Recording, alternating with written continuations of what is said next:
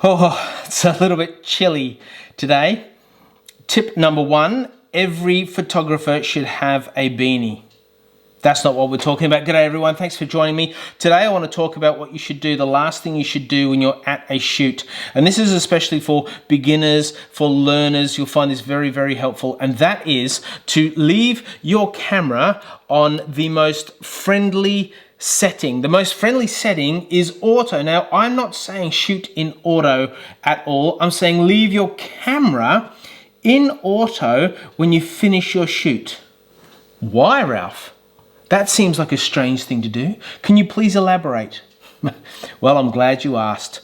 Sometimes, and I find this at home all the time, something will happen, like the kids will be doing something, or there'll be something happening in the backyard, or an incredible sunrise or sunset out the back, and I'm like, oh, and I grab the camera, and I rush to that thing, and I start going,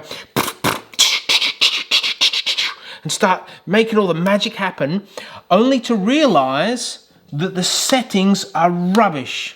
Because the settings were my 30-second exposure for an astro shoot the night before. So I go, click, oh, great. Well, we'll just let that moment move past because I've got to wait 30 seconds for this to wake itself up. So now I'm well versed in this, but I used to do this all the time. So chuck it on auto. It's always good to chuck it on auto when you're finished, or chuck it on aperture, whatever setting you're comfortable with, which we'll talk more about in future videos, so that you can be good to go in the pinch when you go, oh, I really need my camera to capture this moment. It's brilliant, it's beautiful, and I want my camera to be able to just work, even if I don't have time in those seconds to fine tune the settings. So,